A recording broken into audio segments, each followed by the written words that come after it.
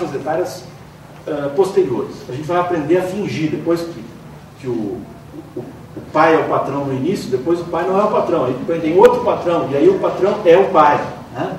Aí tem um chefe na instância social da qual a gente pertence, também vai ter um sistema de chefia que vai premiar certas coisas e vai punir outras. E, estranhamente, nem sempre vai, como deveria, punir a artificialidade e o fingimento. E nem sempre vai elogiar e abrir espaço para a autenticidade. Eu tive a sorte de nascer numa família onde a autenticidade era premiada e a admissão dos erros entre eu e os meus irmãos, a admissão dos erros era caminho garantido para um certo perdão, né? Mas a mentira e a esperteza eram punidas com rigor. Então, eu acho que isso é um aspecto favorável e positivo da educação que alguns de nós temos, né? E tivemos, né? Eu acho que seria importante que a gente não abandonasse o sistema de punição e prêmio, porque ele é um mecanismo biologicamente dado, né? Ele faz parte da vida biológica humana, mas que fosse premiado sempre a autenticidade, que é a antacarana, que é a relação da pessoa com os seus eus superiores, os seus eus mais nobres e mais sábios. E quando nós forçamos as crianças a fingir sentimentos e a fazer ações que elas não compreendem e não sabem por que estão fazendo, até certo ponto isso é necessário. Por exemplo, eu tenho que dizer para uma criança não chegar perto da janela no 10º andar, mesmo antes dela compreender isso, né? Mas eu estou falando das situações em que a criança já pode compreender e que não há necessidade de uma coerção mecânica e autoritária. Sempre que é possível o prêmio à autenticidade na criança e no jovem, esse prêmio deve ser dado. E sempre que for possível um tipo de, não digo punição, a palavra é forte demais, mas um tipo de desestímulo ao fingimento, desestímulo esse que pode ser apenas um suave e respeitoso desmascaramento do fingimento, né? Isso, eu penso, deve ser feito. Porque a autenticidade é uma coisa que nós nunca alcançamos em plenitude, a menos que nós já estejamos saindo do reino humano, né? O ser humano sempre tem graus limitados de autenticidade, de fidelidade, de lealdade dele para consigo mesmo, para com a sua própria consciência.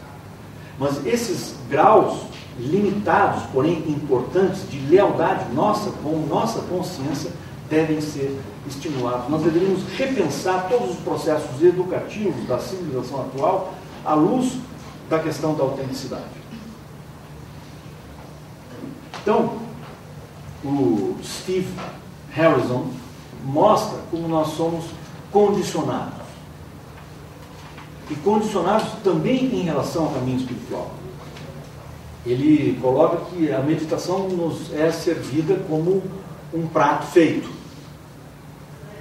A meditação é isso, a meditação é aquilo. Então ele, com um enfoque bastante questionador, um pouquinho subversivo, diz o seguinte: meditação não é sentar por 1 hora com as pernas em posição de lótus, com os joelhos doendo, imaginando quanto tempo durará e quando terminará. E eu poderia acrescentar aí, quando atingiremos a meditação, a iluminação final, né? Durante 6 meses ou no máximo 8 meses, né? E depois de 8 meses a gente desiste de meditar, se não tiver atingido algum status espiritual muito grande, né? Aí de novo ele inverte a equação da meditação como buscar algo, né? E diz que essa meditação que busca, que é uma oração para uma divindade, a projeção de estados mentais subjetivos, isso é o que nos tem sido ensinado como sendo meditação, mas não é verdade. Meditação não é o que incontáveis sacerdotes de inúmeras religiões nos ensinaram. Essa é uma afirmação bastante forte, diz o autor, mas basta olhar para a natureza da mente para entender o quanto fomos enganados até agora. Então ele defende a tese de que as religiões vêm nos enganando até agora em relação a o que é caminho espiritual. Vem nos enganando, pelo menos na sua porção exotérica, no sentido de que vem nos dizendo que meditação é isso, meditação é aquilo, a compreensão da realidade espiritual é exatamente esse procedimento ou aquele procedimento. E ele acrescenta: o nosso mundo se tornou confuso, com tantas ideias, tantos símbolos, tantas projeções e tantas pressões. Na opinião dele, não chegar a nada é chegar onde estamos. É a maneira correta de viver o momento.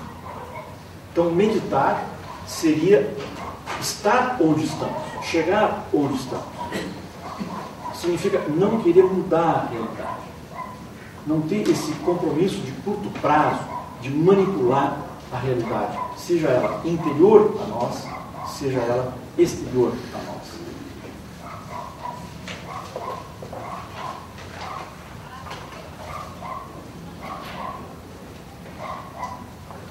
E ele vai mostrando e desmascarando, digamos assim, uma série de tentativas de meditar, pelos quais a gente tenta fazer algo parecido a empurrar um carro sentado dentro do próprio carro.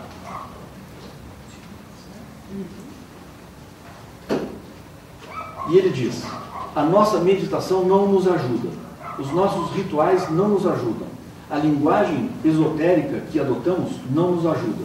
Nós tentamos tantos meios para resolver os nossos conflitos, nós sabemos que continuamos em conflito. Com toda a desordem e a retirada, ficamos com a realidade da nossa mente e do nosso corpo, sem nenhum intérprete, sem nenhuma ajuda, nenhuma saída.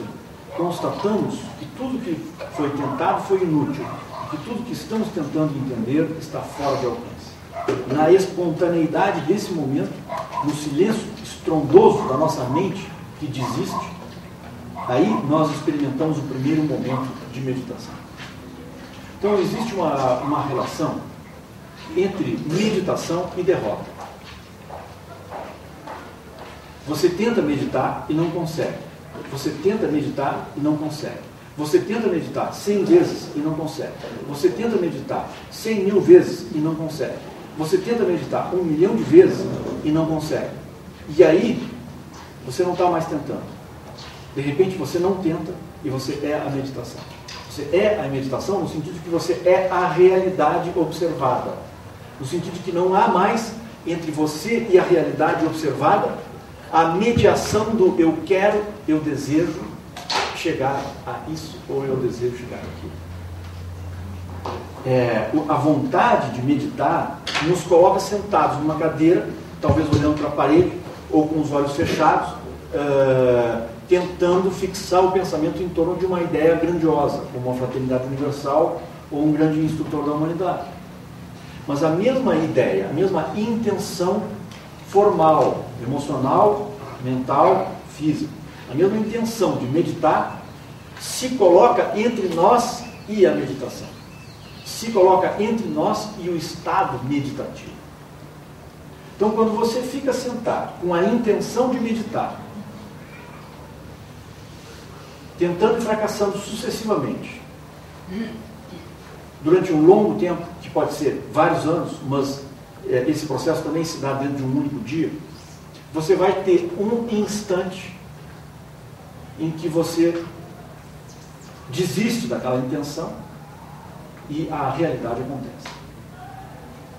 Isso pode ocorrer durante frações de minutos, durante a nossa meditação diária, mesmo que a gente não tenha experiência de meditar. O interessante é que nesse processo de desistência, em que a coisa acontece, nesse processo não há impressões mentais, cerebrais, físicas.